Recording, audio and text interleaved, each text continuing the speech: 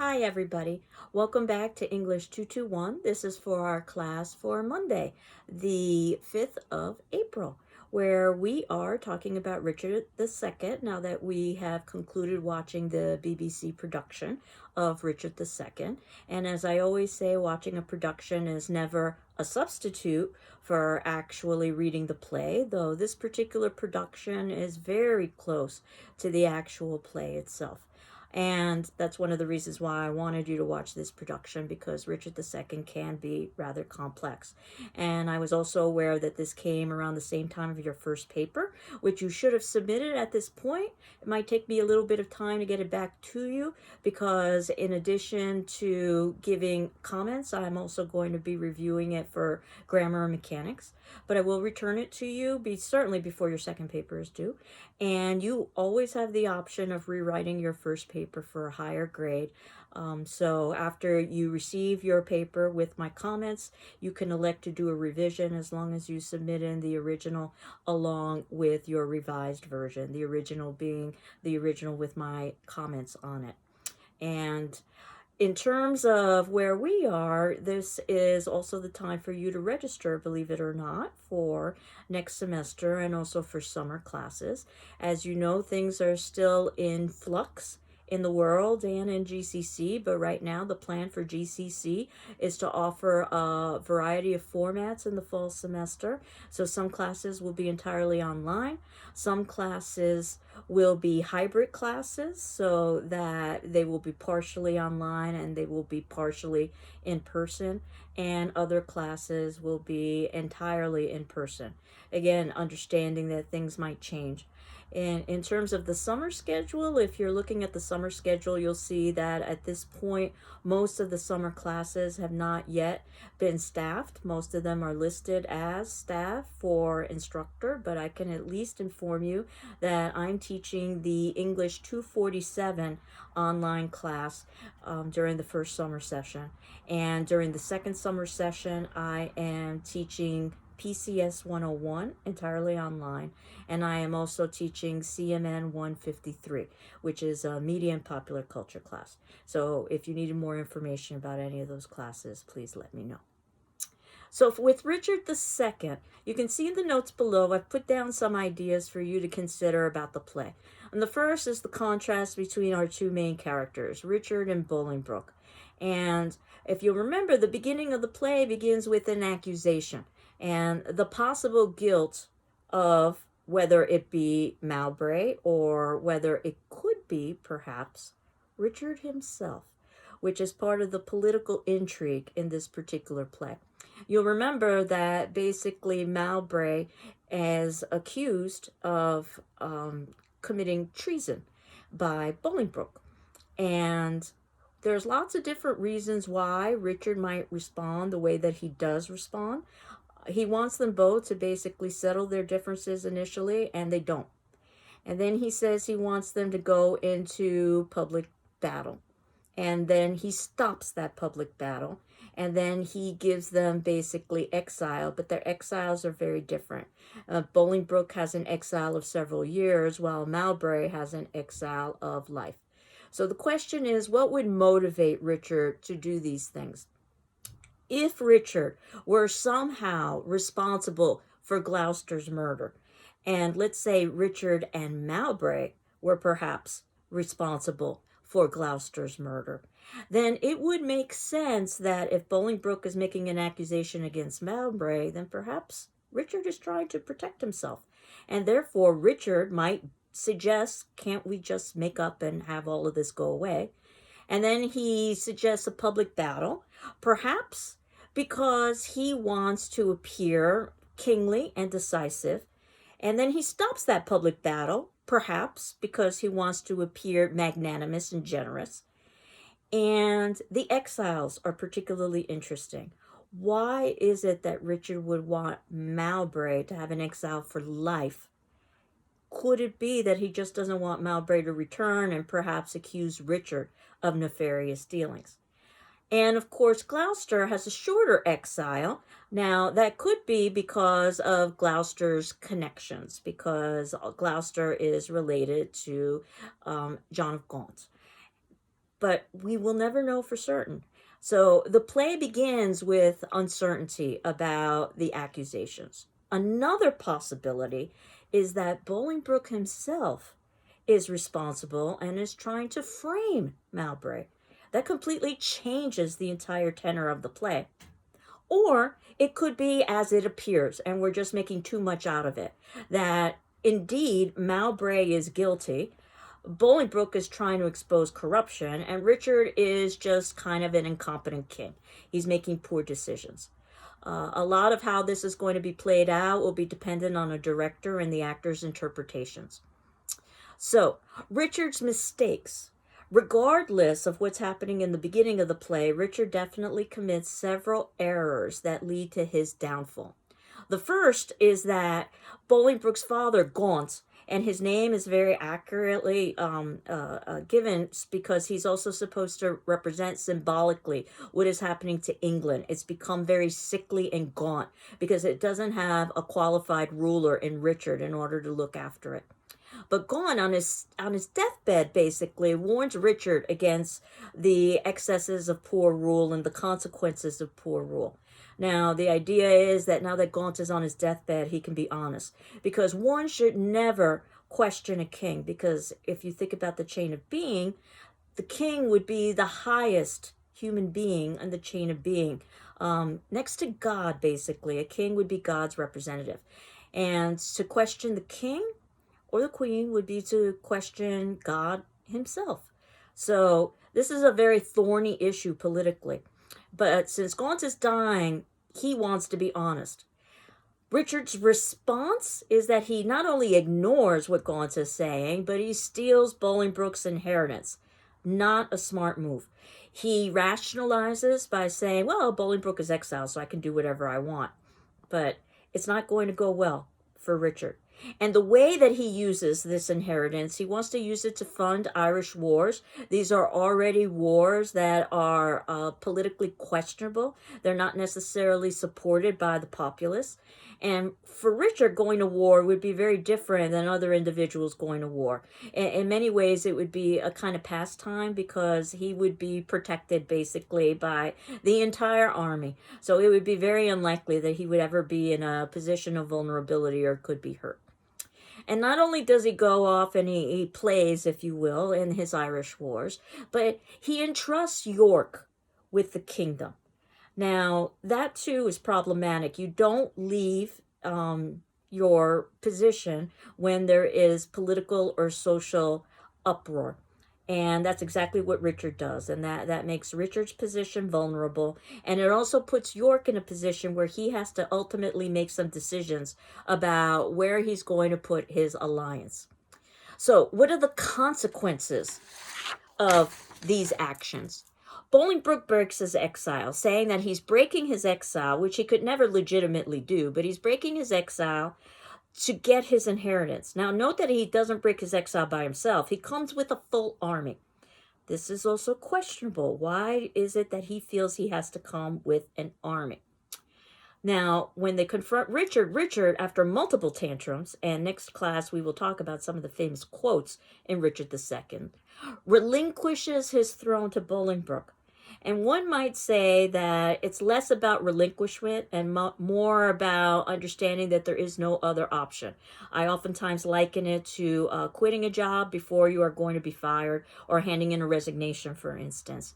In that Richard is faced with Bolingbroke and army, and Richard has basically been abandoned by his own army. So Richard is alone. And again, we'll talk about many of these speeches that are filled with self-pity. And it's not very flattering in terms of Richard. And he's told that by the few people who still stand by him to basically act like a ruler, but that isn't what's happening at all. At this point, we have factions that are basically forming. Some are still supportive of Richard, Ormley, for instance. And that's because Richard is the God anointed. So it doesn't necessarily matter if Richard is a good or a bad ruler. He has the blood right to be king. Others, like Bolingbroke, are also having factions. For instance, eventually York decides to side with Bolingbroke. First, York says he wants to be neutral, and then eventually he sides with Bolingbroke. And this is problematic because York has been running the kingdom while Richard has been off playing in his Irish wars. So you can see how we've got, in many ways, political turmoil. And regardless of who takes the rule, there are going to be consequences of this. Bolingbroke ends up taking the rule and he becomes king. And this means that he is now King Henry. And he basically decides to imprison Richard. And this is after Richard is humiliated on the streets. He repeals Mowbray's exile. He executes the traitors. And he pardons Aumerle. This is York's son, who basically has taken the opposite position. So now we see literally fathers and sons taking different positions in terms of their political affiliation. So it's literally tearing families apart. Richard is a ruler who talks more than acts. Richard has some of the most beautiful poetry in the play. In fact, many people have said that Richard is really a poet rather than a ruler. Perhaps if he had acted more earlier, he might have been able to change the course of what occurs to him. Eventually, what ends up happening is that Exton assassinates Richard in prison. Now, at this point, we see Richard at the very ending of the play begin to take some action to defend himself when he's defending himself against Exton. Too little, too late. This particular point. Now, Exton is under the impression that what he is doing is that he's acting under Henry IV's wishes. And the consequences of that at the ending of the play is that Bolingbroke, or Henry IV, says, no, these were not my wishes. I might have stated out loud this is what I wanted, but I never wanted anybody to actually take action.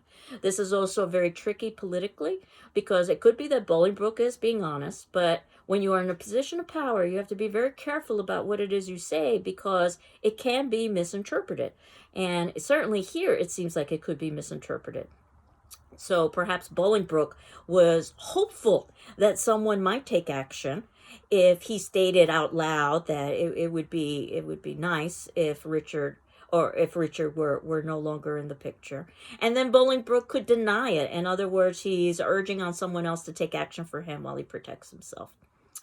At the very ending, Bolingbroke understands that there will be continuations of the political turmoil because of the changes in rule, and he decides to take a pilgrimage to a Holy Land. Now, the story doesn't end here.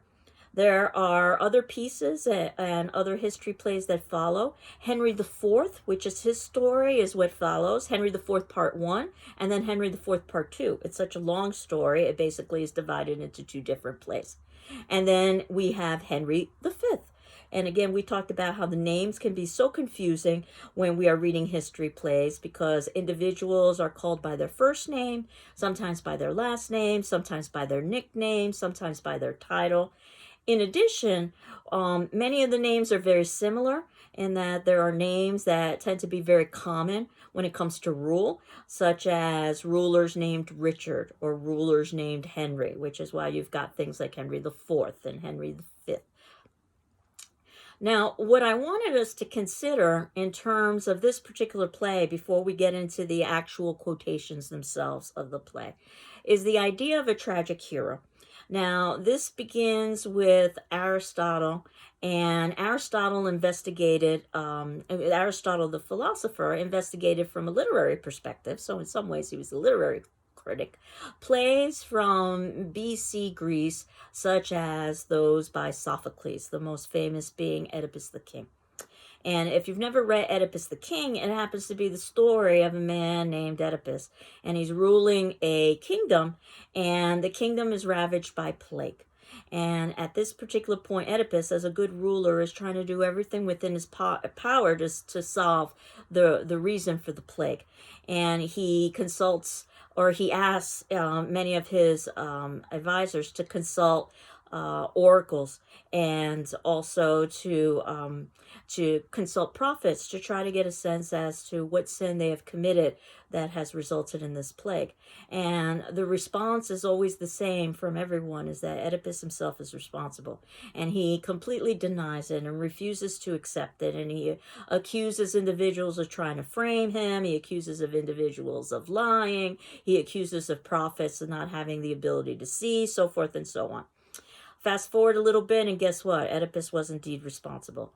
And the way that it happened is that ultimately Oedipus, not knowingly, ended up killing his biological father, marrying his biological mother, and having children with her. That is the sin.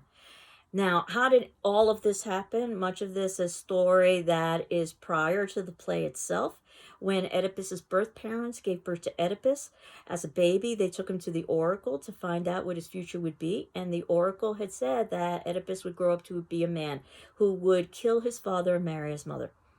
His parents, royalty, horrified, decided to give Oedipus to one of their servants so that they could execute the baby, so they could prevent this horrible tragedy from occurring. The servant, taking pity on the baby, just abandons the baby on a mountaintop, and the baby is discovered by the servant of another kingdom. And the servant from the other kingdom brings back baby Oedipus to that kingdom. They're childless. So they decide to raise baby Oedipus as their own and never tell Oedipus that he is adopted. And there's the rub. So when Oedipus becomes a man, he goes to an oracle to find out what his future is going to be. And the oracle tells him, and this is all before the actual play itself, Oedipus the King. The oracle tells him, you have a horrible future in front of you. You are going to kill your father and marry your mother. And Oedipus, being a good man, does everything that he can to try to prevent this from occurring. So he decides that he's going to leave the kingdom and try to distance himself physically as far as possible from the individuals who are his parents. And again, Oedipus isn't aware that these are not his birth parents. So in his journeys, Oedipus happens to find a chariot blocking his way in a crossroads, and he ends up in a fit of rage killing all of the people who are blocking his way. And it turns out one of the people in that chariot, and I bet you can guess, was Oedipus's biological father. And then eventually Oedipus goes to a kingdom that's ravaged by plague, and it's from a sphinx, this supernatural monster. And no one has been able to defeat this sphinx. And by the way, this kingdom has just recently lost its king. He's been recently murdered, so it's just left with the queen. And the way to pacify or appease the Sphinx is to solve the Sphinx's riddle. There's a long literary tradition of this, where a hero needs to solve a riddle in order to eliminate a monstrosity. And the riddle happens to be what walks on 4 legs in the morning, 2 legs in the afternoon, and 3 legs in the evening. And no one was able to get the answer except Oedipus. And the answer is man. What walks on 4 legs in the morning? That would be man as a baby crawling. What walks on 2 legs in the afternoon? And that would happen to be us as adults walking on our 2 legs. And 3 legs in the evening, and that happens to be the elderly when they are walking with the king. So in order to honor Oedipus for being able to rid the community of the Sphinx, he's given the community, because you'll remember that the king was recently killed. And that means Oedipus also gets the queen, whom he marries and he has children with. And of course, all of this is revealed over the course of the play. And then Oedipus has to accept responsibility for this. And it turns out that what he ends up doing is gouging out his eyes, because his eyes have basically betrayed him throughout the entire play. Oedipus has been able to see physically, but he has not had insight. So that at the ending of the play, he becomes much like the prophet that he was consulting, a prophet who was physically blind, but had insight. Now, how is any of this important for Richard II? This play, Oedipus the King, helped to establish the tragic tradition and also the idea of tragic hero. Now, Richard II is a history play, but if you look at the title of Richard II, it's the tragedy of Richard II. So even though it's in the genre of histories, because it's based on British history, it also has many elements of tragedy, including possible elements of tragic hero. Shakespeare would be well aware of the definition of tragedy and tragic hero, and he would have used those and changed those to suit his purposes when we get to the tragedies, things like Othello and Macbeth. But we can also apply this to Richard, particularly with the idea of a tragic hero. Because in Oedipus, the idea of a tragic hero is that you've got a great man who is above and beyond the ordinary, and that would be Oedipus. He's above and beyond the ordinary because he has the rank of king, but he also is above and beyond the ordinary because he has great intelligence. He can solve the riddle of the Sphinx when no one else can. It's important that this be a great man, someone that we admire, and also someone perhaps that we could feel some pity for when we see their descent, and feel a bit of fear also that if they could fall and they're so much superior to us, then we ourselves could experience a fall. And this tragic hero again experiences a downfall through both outside forces and tragic flaws. And outside forces are forces beyond an individual's control. Things like prophecies, luck, destiny, chance, or outside intervention by others. Tragic flaws are basically flaws or elements of weakness within oneself that help to bring about the downfall. Things like hubris, excessive pride, arrogance, denial, blindness.